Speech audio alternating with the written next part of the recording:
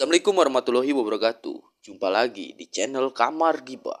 Di video kali ini, saya akan menceritakan seorang wanita yang terus dihantui sosok Gondoruo. Sosok Gondoruo itu berasal dari susuk yang ditanam pada janggut perempuan itu agar terlihat cantik dan menawan. Tapi lama-kelamaan ada kejadian-kejadian yang membuat dirinya ketakutan dan hampir dibuat mati. Oke, langsung saja. Seperti apa kisahnya? Kita mulai dari awal ceritanya. Tapi jangan lupa subscribe, like, share, dan nyalakan lonceng notifikasinya agar tidak ketinggalan video-video berikutnya dari Kamar Gibah.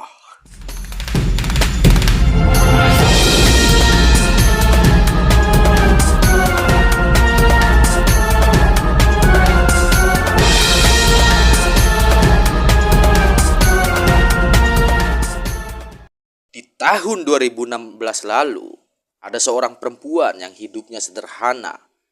Perempuan ini kita panggil saja namanya Sukma. Sukma ini tinggal bersama kedua orang tuanya. Dia berambisi untuk mengubah hidupnya di kota, agar tidak lagi merasakan kesusahan yang terus dialami keluarganya. Pada saat itu, Sukma diajak temannya untuk merantau ke Jakarta karena temannya berkata, "Bosku butuh karyawan satu lagi untuk di pekerjaan di rumahnya menjadi ART." Saat itu, Sukma berniat untuk ikut temannya merantau ke Jakarta.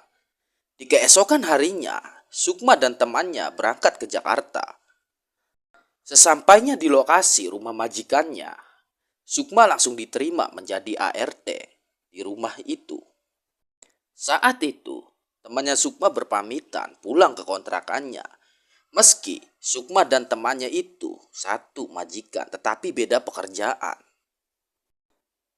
Temannya Sukma ini bekerja menjadi kasir di toko yang tidak jauh dari kontrakannya.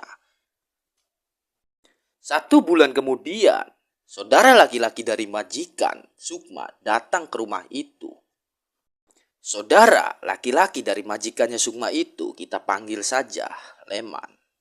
Leman melihat Sukma dengan tatapan tajam karena baru pertama kali Leman melihat ART di rumah saudaranya itu.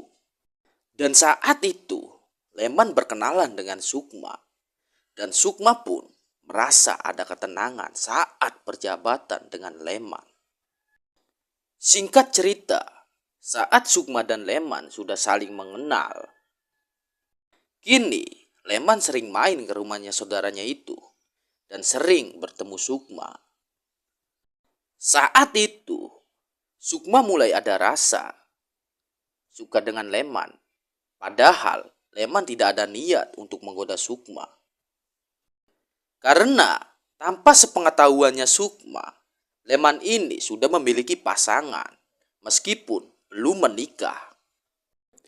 Hari demi hari, perasaan Sukma semakin kuat untuk memiliki Leman. Saat itu, Sukma sering membayangkan Leman dan bahkan sering memimpikannya. Pada suatu ketika, pacar Leman ini datang ke rumah saudaranya Leman. Dan saat itu juga, Leman dan pacarnya duduk sambil ngobrol di ruang tamu rumah itu. Wajah yang sedikit kecewa dan marah terlihat di diri Sukma setelah melihat Leman sudah punya pacar. 3 bulan berlalu, Sukma bekerja menjadi ART di rumah itu. Setiap gajinya, Sukma selalu dikirimkan pada kedua orang tuanya di kampung. Dan kini, pacarnya Leman sering datang menemui Leman. Sikap dari pacarnya Leman sedikit kurang asik kalau melihat Sukma. 1 minggu berlalu. Saat itu, Sukma memberanikan dirinya bercerita pada temannya tentang perasaannya itu. Setelah Sukma menceritakan semuanya pada temannya, saat itu juga temannya bilang, "Sebelum janur kuning melengkung, kamu masih bisa memperjuangkan yang untuk dimiliki." Saat itu, Sukma bingung mau memulai dari mana. Teman Sukma, kita panggil saja namanya Dea. Saat itu, Dea berkata pada Sukma, "Kamu gak usah bingung. Nanti aku antar kamu ke rumah orang pintar." Saat itu, Sukma terkejut dan berucap, "Kamu percaya sama kayak gitu-gituan?" Dia pun menjawab, "Aku 3 tahun lebih bekerja di sini sampai menjadi karyawan nomor 1 yang dipercaya majikan. Kalau bukan karena pengaruh dari susuk yang ditanam di jidatku, mungkin saya sudah tidak bekerja di sini lagi dan tidak mengajakmu bekerja di rumah majikan kita." Saat itu, Sukma mulai tertarik dengan apa yang diterangkan Dea, asalkan Leman bisa menjadi miliknya. 1 minggu kemudian, tepatnya di hari libur, mereka izin sama majikannya untuk pergi.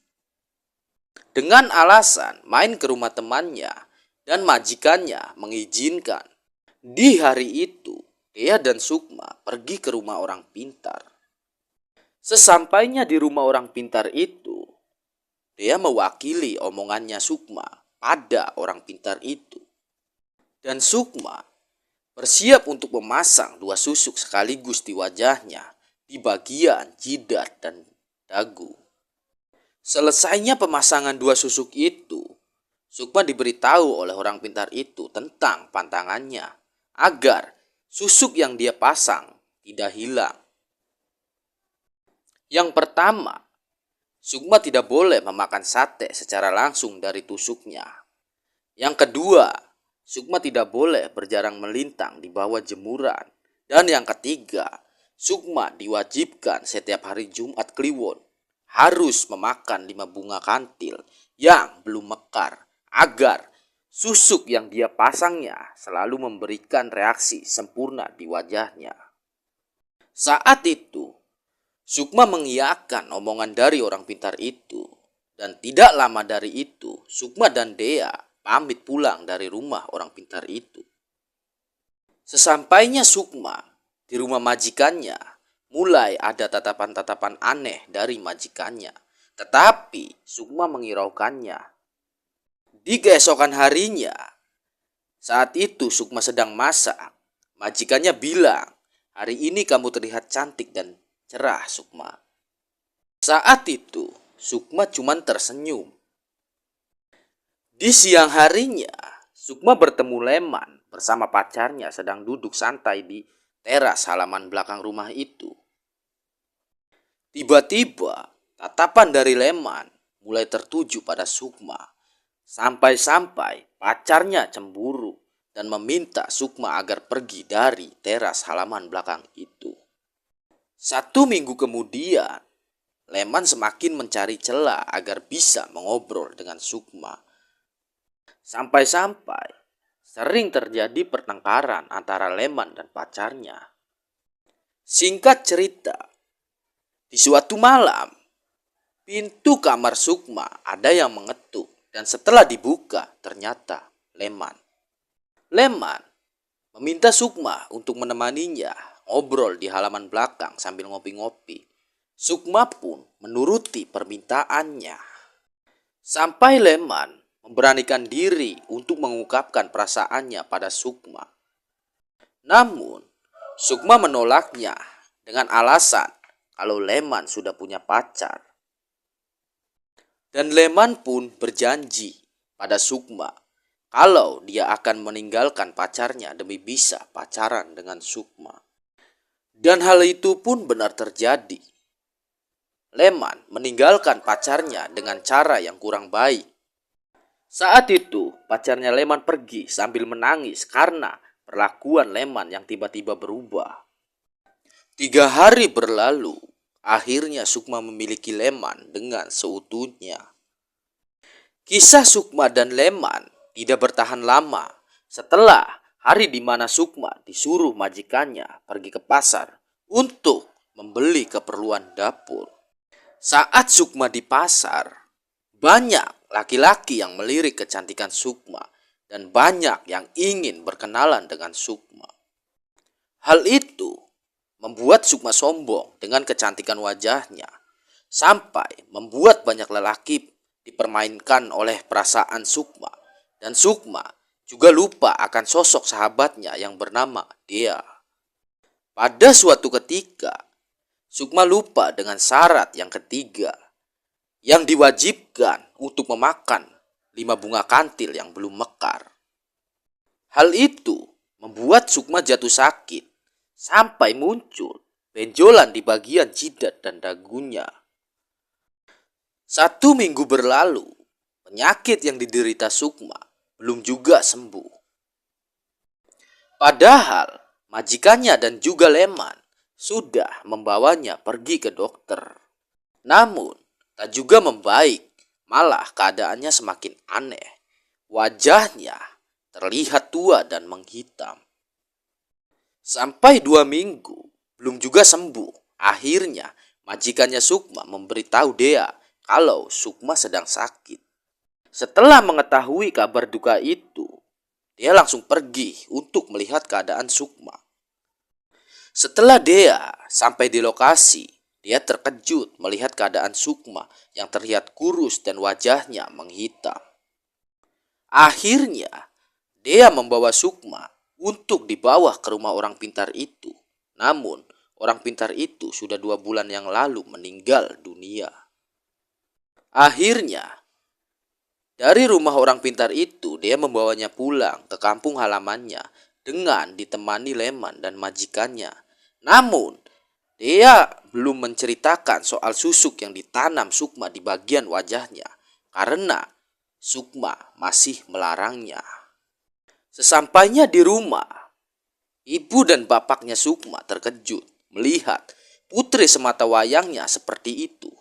Setelah majikannya Sukma menceritakan yang dia tahu tentang Sukma saat kerja di rumahnya, akhirnya majikannya bersama Leman pamit pulang. Namun, dia meminta cuti 3 hari untuk membantu mengurus Sukma.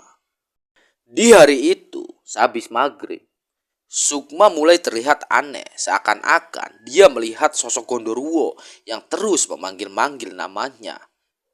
Bahkan, pengakuannya, ketika Sukma tidur, sosok Gondoruo itu menduduki perutnya dan mencakar-cakar wajahnya. Padahal, bapak dan ibunya termasuk Dea tidak melihat siapa-siapa. Namun, di jam 1 malam, si Dea melihat sosok nenek-nenek yang sedang menjilati wajah Sukma saat Sukma tidur. Kejadian yang dialami Sukma hampir setiap menjelang maghrib. Dan akhirnya, orang tua Sukma berinisiatif untuk memanggil Ustadz.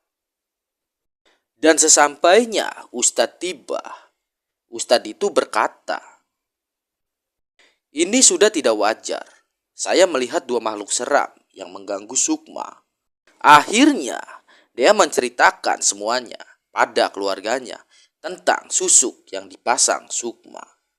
Setelah itu, Ustadz sudah mencoba beberapa kali mencabut susuknya, namun tetap saja belum berhasil.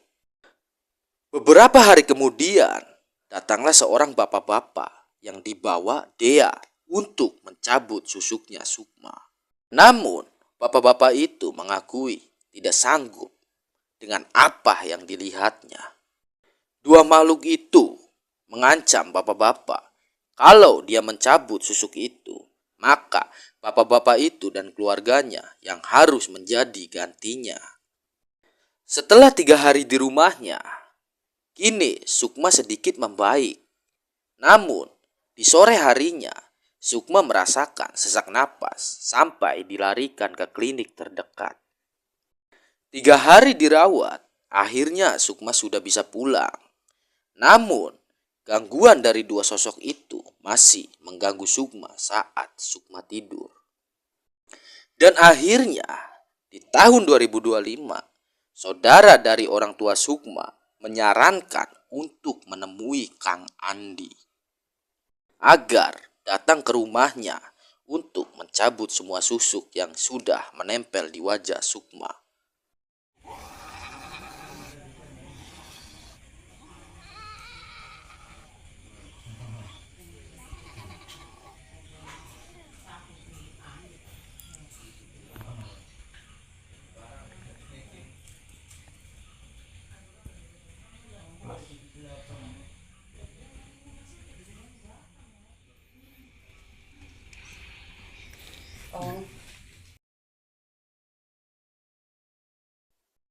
Dari video dokumentasi tadi, saya dan Kang Andi tidak bisa menjamin kesembuhan seseorang.